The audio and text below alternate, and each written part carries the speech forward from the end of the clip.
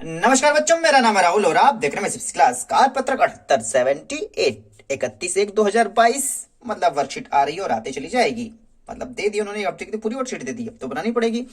विषय विज्ञान कक्षा गलत, मतलब कक्षा 10 हमारे यहाँ पर्यावरण। और देखते हैं वर्कशीट से कहाँ से आ रहा है। प्यारे बच्चों देखेंगे तो आनुवंशिकता, जैव विकास 70 71 से 74, इसके बाद प्राकृतिक संसाधन, यही चैप्टर पढ़ना है इस वाले में से। अध्याय 15 16 17 मत पढ़ लेना। 75 76 77, इसमें एक बढ़ जाता है 78। 78 में आ गया है आपका, अरे कहाँ गया, ओजोन परत का 6। देखो ये अब आया है ओजोन परत का, ये चीजें आई हैं आपकी ये 78 में। ठीक है, ये 78 में आई है। 78 वर्कशीट में आपका आ गया ओजोन परत का अपक्षय, उत्पादित कचरा एवं उसका निपटान। निपटान तो यहाँ पे देखो, निपटान अपशिष्ट निपटान लिखा गया है। बाकी आगे चीजें देखो, इसमें क्या क्या चीजें दी गई हैं, तो आपको समझ में आता है। हमारा जो ये सिलेबस चल रहा है, ये लास्ट चल रहा है। हम विद्युत, ठीक है, आनुवंशिकता, जैव प्रक्रम, विद्युत धारा, मेरी धारा, उसकी धारा सब पढ़ चुके हैं। इसके बाद कौन सा है, इसके नीचे एक और है। ठीक है, इसके नीचे क्या है, कार्बन है, उसको यौगिक तत्वों का आवर्त वर्गीकरण, जीवजनन कैसे करते हैं, वर्कशीट प्लांट, इनका ना सारा हम प्यारे बच्चों कर चुके हैं। अब इसकी बारी है, तो चलो ये मतलब अब ये समझ लो अंतिम अध्याय चल रहा है और सिलेबस कंप्लीट हो चुका है। तो चलिए इसे भी शुरू समाप्त कर देते हैं। हमारी गतिविधियां पर्यावरण को कैसे प्रभावित करती हैं? अरे बहुत भयंकर तरीके से प्रभावित कर रही हैं। आगे बढ़ते हैं, कैसे प्रभावित करती हैं। हम पर्यावरण का अभिन्न अंग हैं। जैसे कि कश्मीर भारत का एक अभिन्न अंग है, उसी प्रकार से हम पर्यावरण का एक अभिन्न अंग है। पर्यावरण में परिवर्तन हमें प्रभावित करते हैं और हमारी गतिविधियां हमारे आसपास के वातावरण को बदल देती हैं। मानव गतिविधियों से प्रदूषण, वनों की कटाई, पता वनों प्रदूषण की सब, वनों की कटाई आदि, हम गैस जला रहे हैं, ठीक है, कहीं पे कहीं टायर होता है वहीं से जला दे रहे हैं। मुख्य पर्यावरणीय समस्या क्या है, ओजोन परत का क्षरण और अपशिष्ट निपटान। निपटान का मतलब निपटना, गांव में कुछ अलग ही होता है, निपट लेंगे। लेकिन यहाँ पे निपटान का अपशिष्ट अर्थ है कि जो हम कचरा फैला रहे हैं उसका निपटान कैसे करें, उसे कहाँ ले जाएं, कहाँ फेंकें। तो सबसे पहले आता है ओजोन परत, जिसको आप O3 के नाम से जानते हैं। ठीक है, मैं अपने बचपन की बात बताऊं तो पहले मेरे को लगा O2 हम लेते हैं तो अच्छा होता होगा, O3 लेंगे, ये हमारे पर्यावरणीय घटनाओं से बचाता है, अच्छी बात है। लेकिन ये O3 एक जहरीली गैस भी होती है, याद रख लेना। मुझे लगता है O2 एक मस्त गैस है जिसे हम नाक से ले सकते हैं, O3 लेंगे तो और अच्छा लगेगा, और ज्यादा ले लेंगे, लेकिन ऐसा नहीं है। ठीक है, ये पराबैंगनी से बचाता है, लेकिन सांस से अगर लेंगे O3 का तो टाइम फिस हो जाएंगे। ओजोन परत पृथ्वी के चारों ओर एक सुरक्षात्मक परत है जो सूर्य के प्रकाश के अधिकांश हानिकारक यूवी अल्ट्रावायलेट किरण, वाजिबा पराबैंगनी, बैंगनी रंग की होती है, बैगन भंटे रंग की होती है, किरणों को अवशोषित करती है। इस प्रकार जीवित प्राणियों को त्वचा कैंसर जैसे कई खतरनाक खतरों, स्वास्थ्य खतरों से बचाती है।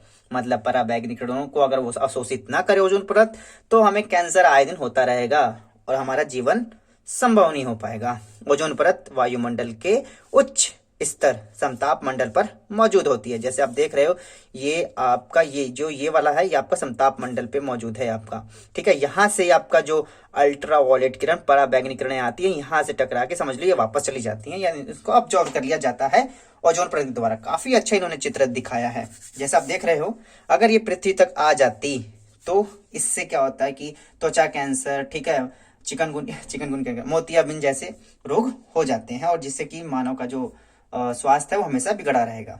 लेकिन ये आते यहाँ से रिफ्लेक्ट कर जाती हैं और छन के सूरज की किरण नीचे आती है, जैसे कि यहाँ पे चित्र में दिखाई दे रहा है। काफी अच्छा है। नीचे बढ़ते हैं, ओजोन परत का निर्माण कैसे होता है। ओजोन अणु ऑक्सीजन के 3 परमाणुओं से मिलकर बना होता है। O3 उच्च ऊर्जा अल्ट्रावायलेट किरण O2 अणु को मुक्त ऑक्सीजन O परमाणु में तोड़ता है, जैसे कि O2 जो टूट के O+O में टूट जाता है। ये ऑक्सीजन परमाणु ऑक्सीजन अणु के साथ मिलकर ओजोन बनाते हैं। जैसे यहाँ पे O2+O मिलके O3 ओजोन बनाते हैं। याद रखना, O2 जैसे मैंने ऊपर बताया, इसे हम सांस में जो हम लेते हैं ये वही ऑक्सीजन है, लेकिन इसमें एक एक्स्ट्रा ऑक्सीजन मिल जाने से O3 होता है, जो कि पराबैंगनी किरणों से तो बचाता है, लेकिन हम इसे सांस नहीं ले सकते। O3 एक प्रकार की जहरीली गैस होती है। और इससे किससे खतरा हो रहा है, देखो, फ्रिज चलाते हैं, ठीक है, अग्निशमन यंत्र से, ठीक है, और ये क्या है भैया, लैंप है क्या, लैंप से, और ये पेंट जो वगैरह करते हैं, ठीक है, बाहर से भगवान ने इस प्रकार से बनाया है कि अल्ट्रावायलेट किरणें अगर बाहर बैंगनी किरणें आती है तो वो बाहर से तो रोक लेता है, लेकिन हम क्या है, हम बकलोल की हम इसको अंदर से तोड़ रहे हैं। कहां से, अंदर से। अब भैया ऊपर से शील्ड लगाई गई है, अब नीचे से तो लगाई नहीं गई है, तो इसी वजह से इसको रोकना बहुत ही जरूरी है। हमें कम से कम इस्तेमाल ऐसी चीज को इस्तेमाल करना होगा जिससे कि सीएफसी गैस कम निकले। आगे बढ़ते इसमें कहने की क्या बात है, जैसे कि यहाँ पे दिखाएगा ओजोन परत का क्षरण परत का क्षरण, सीएफसी जैसे संश्लेषित रसायन का अत्यधिक उपयोग, जिसका उपयोग रेफ्रिजरेटर, फ्रीज और एसी में किया जाता है, करते हैं अमीर लोग, और भुगतना पड़ता है बेचारे किसानों को। समय में बारिश नहीं होती, समय में वर्षा नहीं होती। ओजोन परत के क्षय का कारण बनता है रेफ्रिजरेटर और एसी, ये दो मेन है। आगे आते हैं, संयुक्त राष्ट्र पर्यावरण कार्यक्रम यूएनईपी ने सभी देशों द्वारा 1986 के स्तर क्योटो प्रोटोकॉल पर सीएफसी उत्पादन को फ्रीज करने के लिए एक समझौता करने का फैसला प्राप्त किया है। फ्रीज मतलब फ्रिज बनाने का नहीं, फ्रीज मतलब यहाँ रोकने से मतलब है कि कम से कम उपयोग हो सीएफसी गैस का, या तो इसका एक अल्टरनेट निकाला जाए। आगे आते हैं, अब सभी निर्माता कंपनियों के लिए दुनिया भर में सीएफसी मुक्त रेफ्रिजरेटर बनाना अनिवार्य है। मतलब वो अब ऐसी रेफ्रिजरेटर बनाएगी जो सीएफसी मुक्त, मतलब सीएफसी गैस ना दे। अच्छा, यहाँ पे एक नंबर में क्वेश्चन पूछा जा सकता है, सीएफसी का फुल फॉर्म क्या है प्यारे बच्चों? क्लोरीन ठीक है, या फ्लोरोकार्बन। तो क्या है सीएफसी का फुल फॉर्म, वो कमेंट करके आप बता सकते हैं, जिससे आपकी नॉलेज और इंक्रीज हो जाएगी, और बाकी बच्चे आपका कमेंट पढ़ेंगे तो उनकी भी इंक्रीज हो जाएगी। ओजोन परत, आ जाते हैं अभ्यास प्रश्न पर। ओजोन परत द्वारा अवशोषित विकिरण का नाम बताएं। मतलब जो ओजोन परत अपने अंदर अवशोषित कर लेती है उस विकिरण का नाम बताएं। तो सीधी सी बात है, वो है पराबैंगनी। लेकिन फिर भी प्यारे बच्चों में लिख लिया है वर्कशीट 78 प्रश्न 1 का आंसर है हानिकारक अल्ट्रावायलेट किरण, पराबैंगनी किरण। ठीक है, नीचे आते हैं, वायुमंडल में ओजोन अणु कैसे बनता है? तो यहाँ पे देखेंगे आपका ओजोन अणु ऑक्सीजन के 3 परमाणुओं से मिलकर बनता है। अगर यहाँ पे और एक्स्ट्रा करना चाहते हैं तो O2 + O = O3, जिसे आप ओजोन भी बोल सकते हो। ठीक है, इस प्रकार से बना देंगे तो और बेस्ट रहेगा। प्रश्न नंबर 2 के बाद प्रश्न नंबर 1, 2 के बाद 3, क्योटो प्रोटोकॉल क्या है? अब यहाँ लिखने में इनको शर्म आ रही हिंदी में, यहाँ से कॉपी पेस्ट कर लेते। क्योटो प्रोटोकॉल क्या है? देखो, आप वहां से भी लिख सकते हो, लेकिन थोड़ा सा मैंने चेंज करके लिखा है, इस प्रकार से लिखें तो आपको समझ में आता है।